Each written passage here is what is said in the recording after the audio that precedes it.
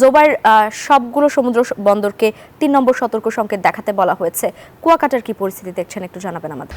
পটুয়াখালীতে আজও বিরাজ করছে বৈরী আবহাওয়া। সকাল থেকে গুড়ি গুড়ি বৃষ্টি হচ্ছে। এই মুহূর্তেও পটুয়াখালীর আমরা রয়েছি নদীবন্দর এলাকায়। এখানে কিন্তু আকাশ মেঘাচ্ছন্ন রয়েছে, গুমোটো আবহাওয়া বিরাজ করছে।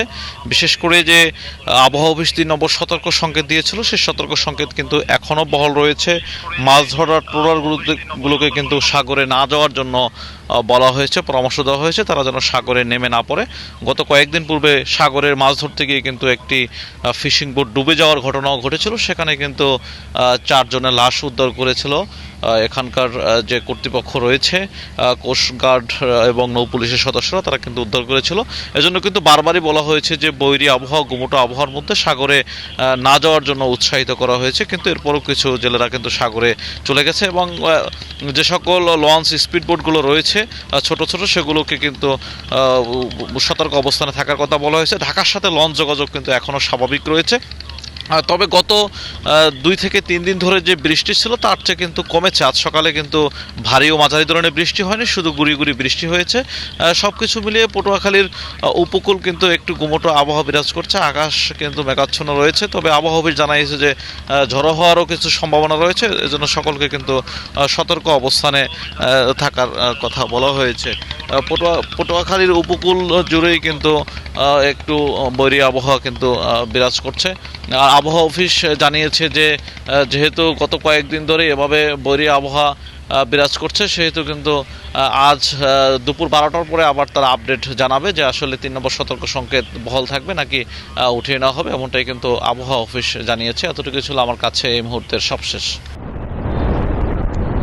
জি জোবাইর, আপনার কাছে শুনছিলাম পটুয়াখালীর খবরাখবর। আমি এই মুহূর্তে আছি কক্সবাজার সমুদ্র সৈকতে। আসলে কক্সবাজারের আবহাওয়ার যে পরিস্থিতি, সকালে কিছুটা আকাশ মেঘাচ্ছন্ন থাকলেও এই মুহূর্তে যথেষ্ট পরিমাণ রোদের দেখা মিলেছে। এখন আমি সৈকতের যে পয়েন্টে আছি, আজকে সাপ্তাহিক ছুটির দিন। আসলে এই সময়টাতে এই সৈকত জুড়ে মানুষের এবং লোকারণ্য থাকলেও, পর্যটকের ভিড় থাকলেও আজকে কিন্তু আসলে পর্যটকের তেমন একটা দেখা মেলেনি। এখানে যারাই এসছেন, স্থানীয় ব্যবসায়ীরা যেটি বলছেন যে এখানে পর্যটকরা কিছু পরিমাণ পর্যটক থাকলেও আসলে স্থানীয়দের উপস্থিতি বেশ লক্ষণীয়।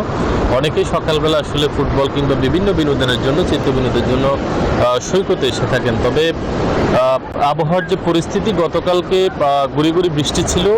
আজকে একেবারে ভোরে আসলে কিছুটা গুড়ি গুড়ি বৃষ্টির দেখা গেলেও সকাল থেকেই মূলত রৌদ্রোজ্জ্বল দিন শুরু হয়েছে এবং এই মুহূর্তে যথেষ্ট পরিমাণ রোদের তীব্রতা আসলে লক্ষ্য করা যাচ্ছে।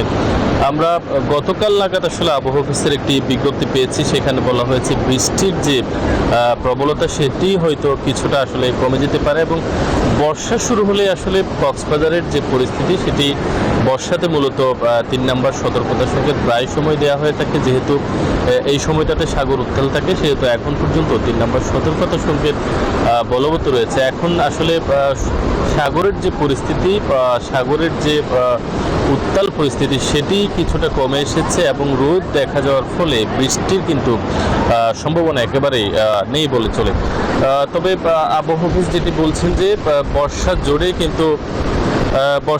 কিন্তু মোটামুটি 3 নম্বর যে সতর্কতা সংকেত সেটি বলবৎ থাকতে পারে। তবে কক্সবাজারে এখন পর্যন্ত, অর্থাৎ আজকে পর্যন্ত মোটামুটি এখন পর্যন্ত আকাশ একেবারে পরিষ্কার রয়েছে এবং রৌদ্রোজ্জ্বল পরিস্থিতি বিরাজ করছে। এই ছিল কক্সবাজারের আবহাওয়া পরিস্থিতির খবরাখবর। আমরা এখন ফিরে যাচ্ছি স্টুডিওতে।